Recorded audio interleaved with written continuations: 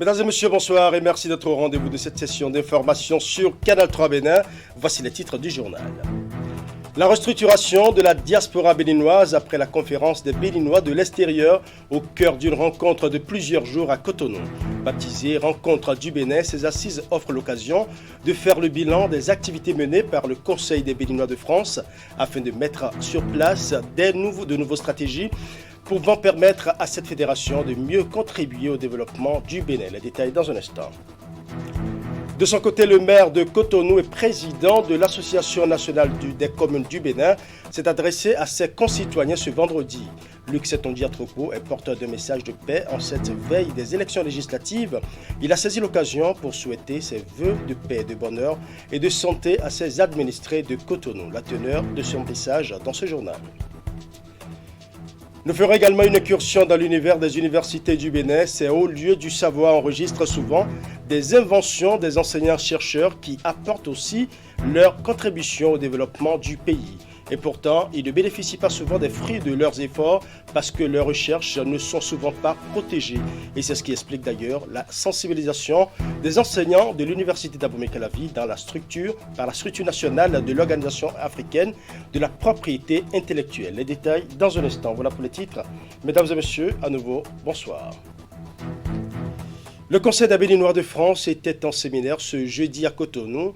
C'est l'une des activités inscrites au programme de son initiative dénommée les Rencontres du Bénin. Les échanges de ce jeudi ont essentiellement porté sur la restructuration de la diaspora béninoise après la conférence des Béninois de l'extérieur.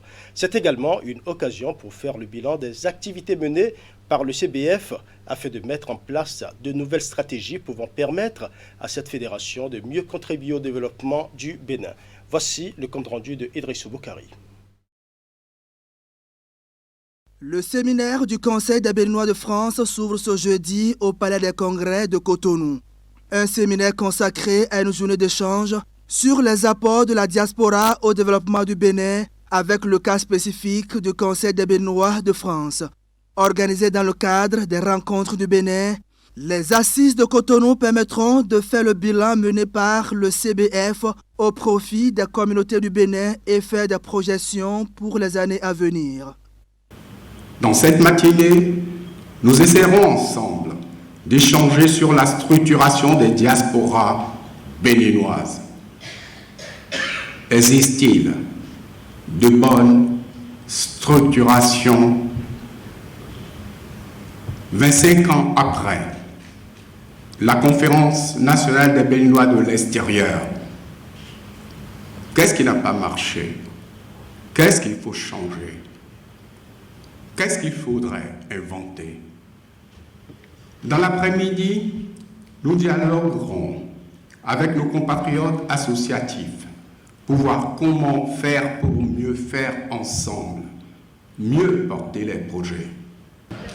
Mais le lien entre le CBF et le Haut Conseil, c'est que le Haut Conseil a été créé au Bénin, son siège est au Bénin et il rayonne dans le monde entier. Et il installe pays par pays des représentations. Ainsi, le CBF est, je dirais, la première fille du Haut Conseil des Béninois de l'extérieur. Ce qu'il faut saluer dans le CBF, c'est que de toutes les sections qu'on a essayé d'organiser dans le monde entier, la seule, la vraie, qui tient donc ses promesses et qui agit pour le pays, c'est le Conseil des Béninois de France. En 20 ans d'action, le Conseil des Béninois de France a élaboré et mis en œuvre d'importants projets pour le bien-être des populations béninoises. Plusieurs sites ont été visités au cours de ces rencontres du Bénin. Le ministre des Affaires étrangères et de la coopération, tout en félicitant le bureau du Conseil des Béninois de France que voici, va réaffirmer l'engagement et la disponibilité du gouvernement pour accompagner ces initiatives. Je voudrais vous assurer de ma disponibilité personnelle et de celle de l'équipe qui travaille avec moi et vous répéter une chose que j'entends le président de la République dire souvent lorsque nous sommes à l'étranger. Nous arrangeons parfois des rencontres pour lui et nous pensions qu'il va présenter le programme, dire bon, voilà ce dont on a besoin. Et il prend la parole, je me rappelle, c'était en Norvège, il dit à Madame le Premier ministre de Norvège, observez-nous. C'est ce que je veux vous dire. Observez-nous. Alors je vous dis, observez-nous. Mais dans votre cas, parce que nous sommes compatriotes, observez-nous, dites-nous ce qui ne va pas pour qu'ensemble, nous puissions corriger les choses. Mis en place depuis 1999, le Conseil des Béninois de France est une fédération de plus de 35 associations. Il a pour entre autres objectifs de créer les liens de solidarité entre ses membres, de promouvoir la libre circulation des personnes et des biens et de faire des Béninois de France des acteurs de développement économique du Bénin et de la France.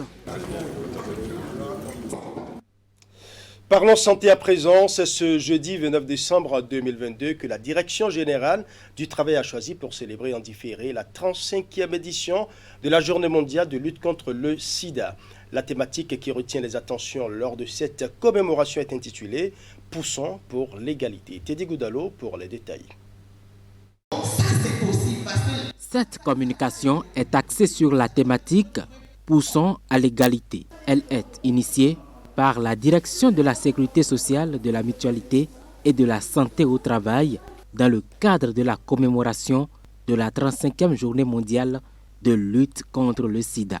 En effet, au Bénin, la prévalence du VIH est de 1,2% depuis 2006 et les statistiques désagrégées par CES sont de 1,3% chez la femme contre 0,8% chez l'homme. De plus, 84% des séropositifs sont âgés de 15 à 49 ans, tranche d'âge correspondant à celle de la population active, d'où l'intérêt de la promotion de la prévention de cette maladie en milieu de travail. Le thème retenu pour l'édition de l'année 2022 est un appel à l'action pour relancer la dynamique de mobilisation face au VIH-Sida. Cette sensibilisation du personnel du ministère du Travail et de la fonction publique et des partenaires sociaux constitue un acte majeur. Collectivement, nous devons nous engager à mettre fin à la menace contre la santé publique que représente le sida, telle que notifiée dans la déclaration politique sur le VIH et le sida, adoptée lors de la 114e séance plénière de l'Assemblée générale des Nations unies du 8 juin 2021, dont le thème était « Mettre fin aux inégalités et agir pour vaincre le sida d'ici 2030 ». À cette célébration, il est recommandé aux employeurs de divulguer les messages de lutte contre la stigmatisation des personnes vivant avec le VIH-Sida. La compagnie béninoise des textiles souffle ses 20 bougies et l'événement a été célébré cette semaine. 20 bougies donc pour cette entreprise spécialisée dans la production textile et qui est le fruit de la coopération sino-béninoise. Les festivités de cet anniversaire se sont déroulées hier jeudi dans l'enceinte de la CBT implantée à Lokossa dans le département du Mono. Nous allons suivre.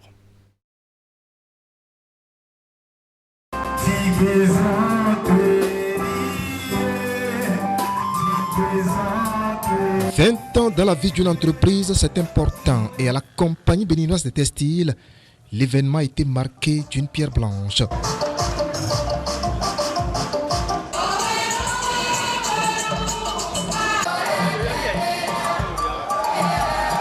Un répertoire culturel assez varié, entrecoupé d'une pluie d'hommages rendus au personnel.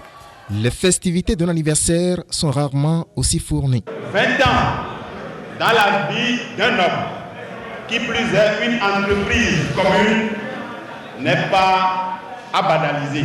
Les sociétés textiles au Bénin, aucune n'a fait cette prouesse si ce n'est la CBT. Et si cela est vrai, c'est grâce à votre labeur. C'est grâce à vous. La compagnie béninoise des textiles doit donc son parcours à l'intrépidité de son personnel, notamment les ouvriers. Et pour la circonstance, ceux qui sont désignés comme des pionniers ont été honorés avec des tableaux d'honneur. Si nous sommes là aujourd'hui, c'est la chance qu'ils ont eue, c'est l'engagement qu'ils ont tenu, c'est tout ça qui nous a permis d'être ici aujourd'hui. La CBT ne peut être tenue debout si les travailleurs n'acceptent pas faire un minimum de sacrifice. Que nos jeunes frères travaillent et fassent aussi de sacrifices, et même mieux que nous, afin qu'un jour, ils soient aussi célébrés comme nous aujourd'hui. Pour plus d'ardeur au travail, les représentants des travailleurs ont tour à tour demandé à la direction générale d'améliorer davantage leurs conditions de vie. Et derrière, la bonne nouvelle est tombée. Nous avons des défis qui sont là. Le tout prochain défi, c'est qu'à partir du 1er janvier, le gouvernement a décidé du SMIC. Et avec notre réalité, nous sommes obligés de nous adapter à la réalité. Dans une république, il n'y a que des lois. Et la loi s'impose à tout le monde. L'application de la loi pour la révalorisation du SMIC à ces travailleurs qui maîtrisent diverses compétences en matière de production textile pour la compétitivité de cet exemple de la coopération sino-béninoise. Nous avons des raisons suffisantes de croire que tant que tout le monde travaille ensemble, l'avenir de la CBT sera plus brillant. Spécialisée dans la production du fil cardé 100% coton et tissu écru, la compagnie béninoise de textile met sur le marché les produits les plus vendus en Afrique de l'Ouest. Elle a été créée en octobre 2022 par la Chine et le Bénin. Son siège est à Lokossa, à environ 110 km de Cotonou. Parlons à présent du maire de Cotonou et président de l'Association nationale des communes du Bénin qui s'est adressé à ses concitoyens ce vendredi. Luc Setondiatropo est porteur d'un message de paix en cette veille des élections législatives. Il a saisi l'occasion pour souhaiter ses vœux de paix, de bonheur et de santé à ses administrés de Cotonou. Nous allons suivre la teneur de son message. L'année 2022 a été particulièrement marquée par la mise en œuvre des réformes salutaires initiées en vue de la dynamisation de la gouvernance locale dans notre pays. Ces réformes qui ont permis le positionnement des managers territoriaux à la tête de nos administrations communales se trouvent actuellement dans leur phase active et promettent des lendemains meilleurs pour nos communes. Cotonnoises, Cotonnois. L'année 2023 sera marquée par les élections législatives du 8 janvier prochain. Mon souhait le plus ardent est que ces élections se déroulent dans la paix, la concorde et la quiétude pour que notre pays en sorte grandi. Il nous faut donc puiser de notre potentiel de créativité et de citoyenneté pour apporter notre contribution à la réussite de cet événement. Je reste convaincu qu'ensemble, nous y parviendrons avec le secours de tous. Je ne saurais finir mon message sans saluer la mémoire de nos vaillants élus, travailleurs de la ville qui ont été rappelés à Dieu au cours de l'année 2022. Puisse leur âme reposer en paix. Encore une fois, je souhaite mes vœux chaleureux de bonnes, heureuses et fructueuses années à tous et à chacun. Je vous remercie. Et justement, dans le cadre des prochaines élections législatives, la Commission électorale nationale autonome Sénat s'active ardemment pour que le scrutin ne souffre d'aucune faille. Après la formation des formateurs, c'est le tour des coordonnateurs d'arrondissement, leurs assistants et les points focaux de se voir renforcés en technique d'organisation, de suivi et de contrôle électoral. Les travaux sont lancés par le président de la Sénat. Reportage. Ils constituent les bras opérationnels de la mise en œuvre de ce qui a été conçu, planifié et élaboré par la Sénat dans la perspective d'un processus électoral réussi. Les coordonnateurs d'arrondissement, leurs assistants et les points focaux désignés au poste d'agents électoraux renforcent leurs capacités en vue des élections législatives du 8 janvier prochain. Ceci conformément au chronogramme de la Sénat. Vous avez une lourde responsabilité dans la réussite du processus électoral et vous devez vous en convaincre et jouer convenablement le rôle qui est le vôtre. Et pour ce faire, il faut que vos capacités soient renforcées. Ces formations en cascade des agents électoraux sont essentiels pour la Sénat, d'autant plus que chaque agent électoral constitue un maillon de la chaîne qui conduit au scrutin et à son dénouement, et qu'une petite défaillance dans l'exécution des tâches à chaque niveau du processus peut entraîner des conséquences graves. Cette formation sera l'occasion pour vous d'acquérir les connaissances nécessaires pour assurer votre office. Pour renforcer leurs acquis, la Sénat a prévu des communications relatives au rôle et responsabilités des agents électoraux, à la pratique et au remplissage des documents électoraux, à la compilation et à la transmission des résultats, et enfin aux infractions électorales et sanctions prévues par le législateur.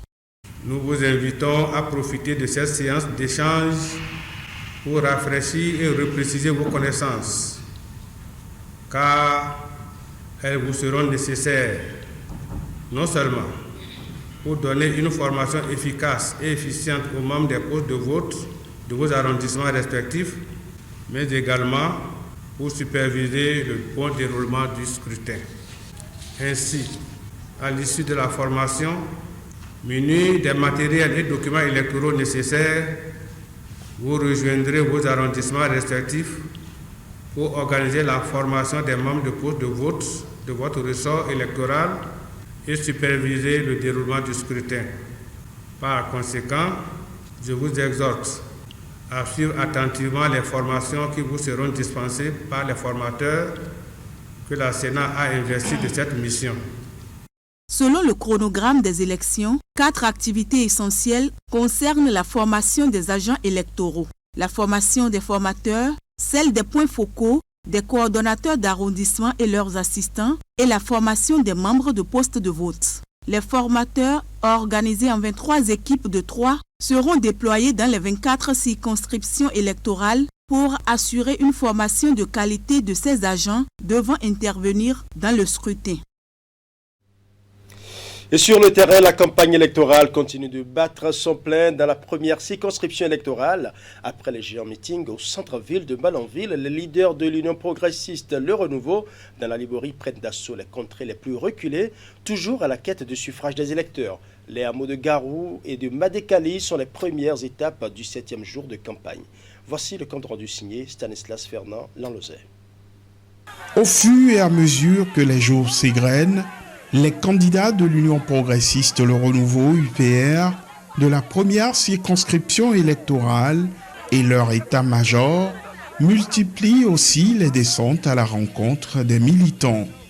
En ce 7e jour, c'est Garou et Madékali, 2 arrondissements de Malanville, qui accueillent la délégation de l'UPR composée de Salifou Issa, Ayouba Sani, Damagia Meri et Jamila Sabi Mohamed, pour ne citer que ceux-là. Dans une ambiance de gaieté empreinte de fraternité,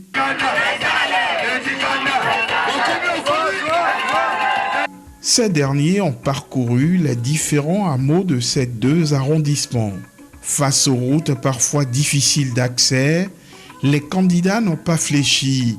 Ils ont tenu à s'adresser aux jeunes, femmes et sages des hameaux Gabo, Koualerou, Bitika, Garou-Sundougou, Kassa 1, 2 et 3, en passant par Mélanger-Kouara, mobilisés pour la victoire de l'Union progressiste Le Renouveau, en leur précisant le geste utile une fois dans l'isoloir. C'est ce bulletin qu'ils vont vous donner. Et vous avez vu notre logo, il est là. Quand vous avez le bulletin, plus le cachet, vous mettez le cachet sur le bulletin, donc sur notre logo. Il faut laisser un peu de temps pour que ça soit un peu sec avant de plier. Avant de plier comme ça. D'accord? Et plier encore comme ça pour mettre après dans l'urne. Si vous ne laissez pas un peu de temps, le cachet touche un autre logo, votre bulletin il est nul. Nous voulons vraiment un vote validé. Et pour être validé, il ne faut pas se presser.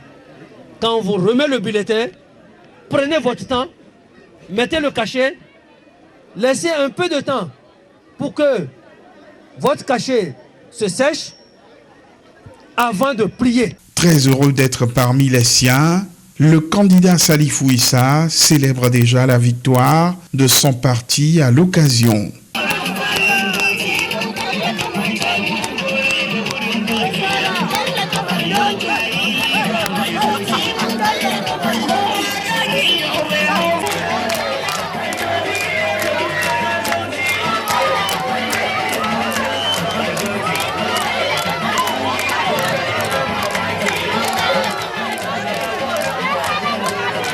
Sur place, la délégation reçoit déjà l'assurance de toute la jeunesse.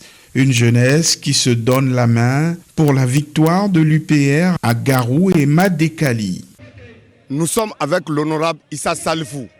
Moi, personnellement, le 8 janvier, je vote pour l'Union progressiste pour que le président de la République, son Excellence, le président Patrice Guillaume Athanase Talon, soit reconforté de notre localité et de notre circonscription électorale. Nous allons voter Union progressiste. À Malanville, c'est l'Union progressiste qui triomphe. Ensemble, nous allons relever un grand défi. La délégation de l'UPR repartie de ses hameaux parcourus, très rassurée de s'offrir le maximum de suffrages dans cette partie de la commune de Malanville. Dans un tout autre registre de l'actualité, nous parlerons à présent des inventions qui se font régulièrement par les enseignants-chercheurs pour apporter leur contribution au développement du pays.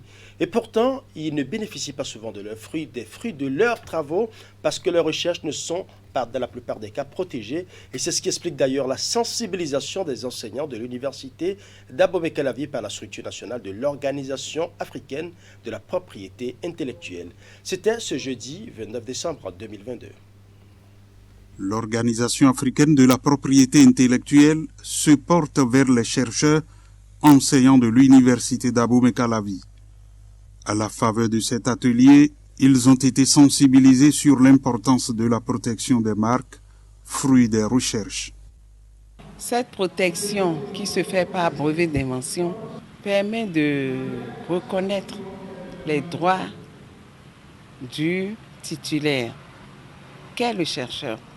Sans ce document qui protège l'invention et qui donne des droits à son titulaire, l'invention risque d'être divulguée, mais n'est pas reconnue par la communauté. La séance a pris en compte la démarche à suivre pour la protection de la propriété intellectuelle et industrielle. Les universités mettent l'accent sur son utilité. Je pense qu'il est assez important que nous puissions savoir comment protéger nos inventions. Donc il est à prime abord important de savoir ce que c'est que la protection, la propriété intellectuelle et par la suite comment essayer de protéger son invention et de rédiger un mémoire descriptif d'une invention.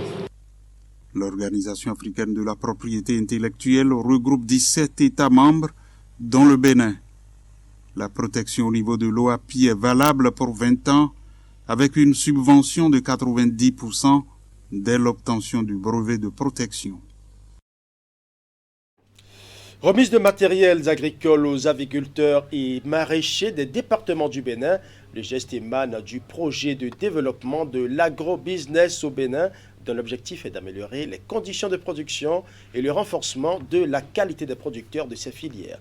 Les équipements ont été réceptionnés par les bénéficiaires dans la matinée de ce jeudi 29 décembre au centre Agro Promo Plus à Toba, c'est dans la commune d'Abomey-Calavi. Reportage.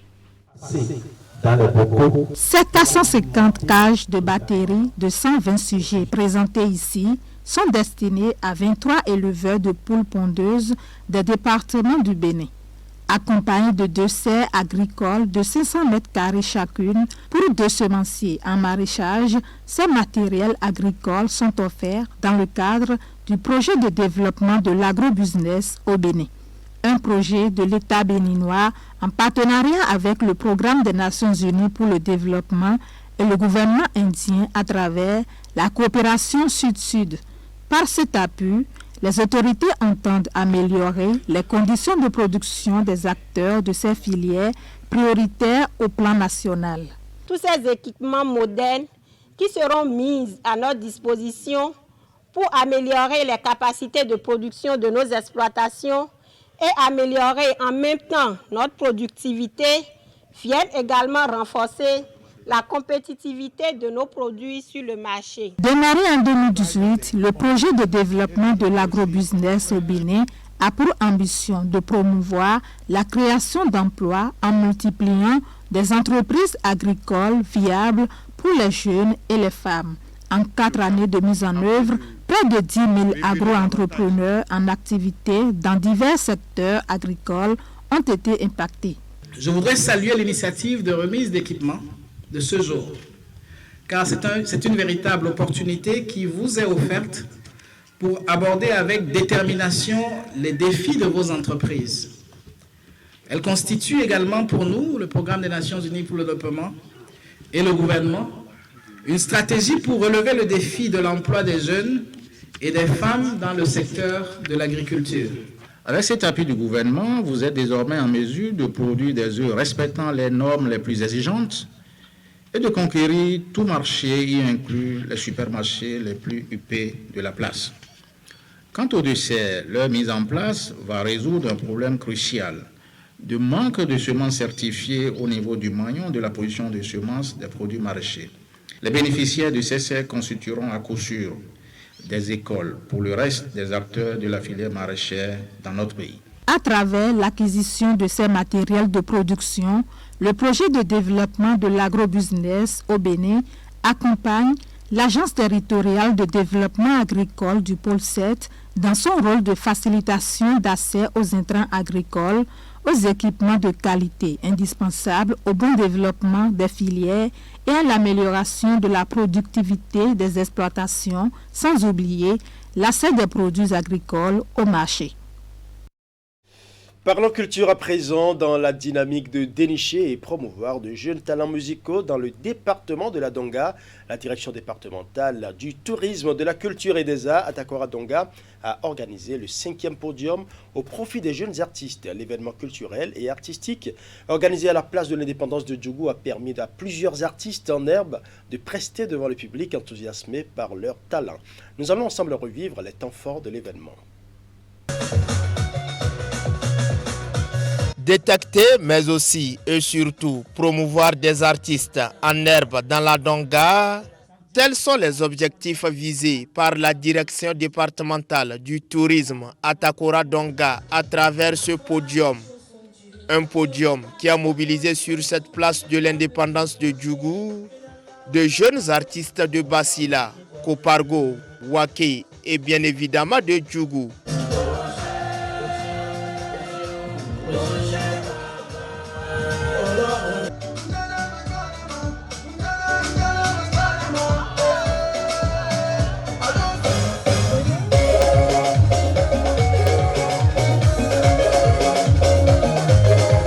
Au cours de ce rendez-vous culturel qui a sa 5e édition, 2 objectifs spécifiques sont poursuivis. D'abord, il faut donner l'occasion à nos populations qui, après diverses activités, de trouver l'occasion de se distraire sainement et donner, comme je le disais, l'occasion à nos artistes de se mettre en évidence, de se faire beaucoup plus de visibilité. Ça permet également aux artistes confirmés de voir parmi ces jeunes qui sont ceux-là qui peuvent repêcher pour les accompagner dans leurs différentes prestations, dans leurs différents concerts qu'ils donnent à travers le pays, un peu partout. La démarche du patron à charge du tourisme au plan départemental est l'expression de sa ferme volonté de promouvoir et valoriser la culture au plan local. Cette démarche, qui est en droite ligne de la politique du gouvernement, est très appréciée par le public. Il faut donner ces occasions-là à la jeunesse pour pouvoir susciter, découvrir que effectivement nous avons des valeurs qui sont cachées quelque part. Donc mes impressions vraiment, c'est des impressions très très positives. Pari gagné pour la structure organisatrice du présent podium qui aura révélé de jeunes talents au public. J'ai beaucoup apprécié, c'était vraiment extraordinaire, tout s'est bien passé. Le public était là, appréciait et vivait ce que nous étions en train de leur présenter. Je crois bien que si cela est continuel comme ça, on pourra bien nous en sortir. Et on a aimé quand même la soirée. La soirée, si je veux bien la noter, je la donne 20 sur 20. Aux côtés de ces artistes en herbe, des anciens qui ont déjà plusieurs albums à leur actif, venez accompagner l'initiative. Voilà, ce sera tout pour ce journal. Merci pour votre aimable attention. Tout le plaisir était pour moi de rester en votre compagnie. Je vous souhaite par anticipation une bonne fête de Nouvel An. On se retrouve en 2023.